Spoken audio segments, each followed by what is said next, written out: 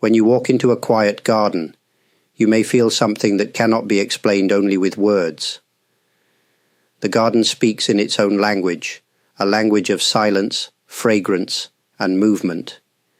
Every stone, every leaf, every sound of water carries a message. These messages are not hidden because they are far away. They are hidden because our eyes and ears are too busy with other things to notice them. A garden is never in a hurry. It follows a rhythm older than us.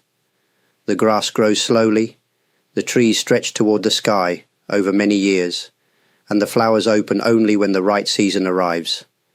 This language teaches us patience without speaking.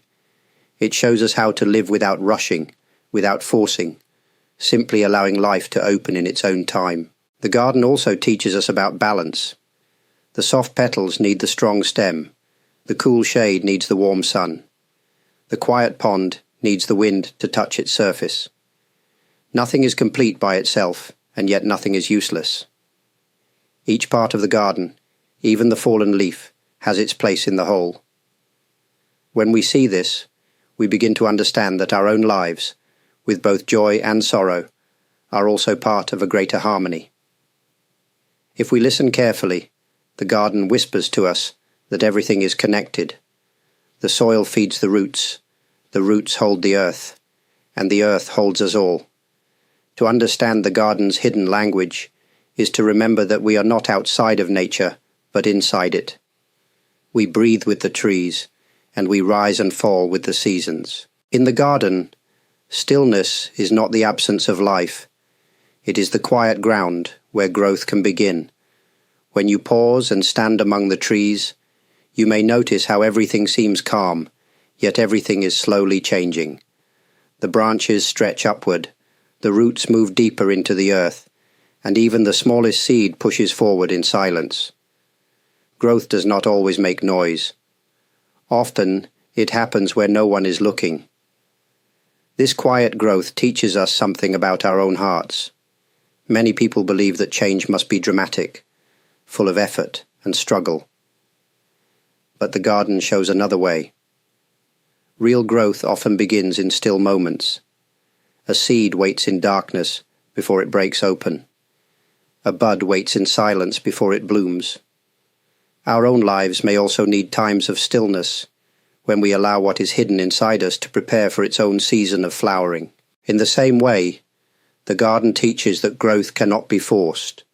You cannot pull on a stem to make it taller. You cannot command the sun to shine more brightly, or the rain to fall more often. Life unfolds according to its own rhythm. To understand this is to learn patience and humility.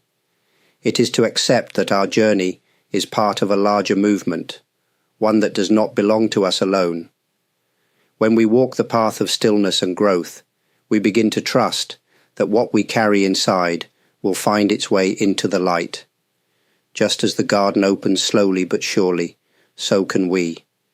In silence, in waiting, and in trust, new life always begins. Every garden is shaped by light and shadow.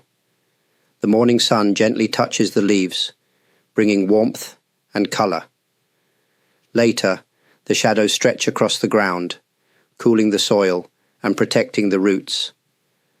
Both light and shadow are necessary. Without the sun, nothing could grow. Without the shadow, life would burn and wither. Together, they form a dance that gives balance to all living things. In our own lives, light can be seen as our joys, our moments of clarity and strength. Shadow may appear as our struggles, our doubts, or the times when we feel lost. It is natural to wish for only light, but just as the garden cannot survive with sunlight alone, we also need both sides. The shadow shapes us as much as the light does. It teaches us depth, humility, and gentleness. If you look closely at a tree, you will see that the side in shadow grows as surely as the side in light. The whole tree, in all directions, belongs to the same life. In the same way, our sorrows and our joys both belong to us, and both help us become whole. The shadow makes us appreciate the brightness more deeply. and the brightness gives us strength to move through the shadow. The garden's dance of light and shadow reminds us that nothing stays the same.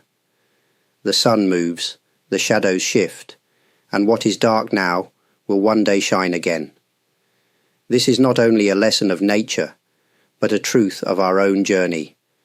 To walk with both light and shadow is to walk in harmony with the rhythm of life itself. When you step into a garden at the end of summer, you may see flowers fading, leaves turning, and petals falling to the ground.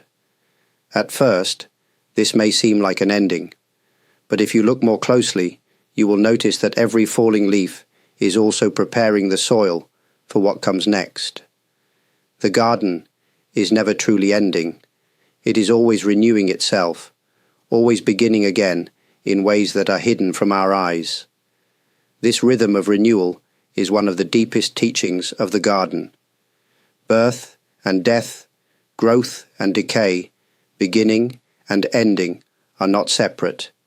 They belong to one continuous circle.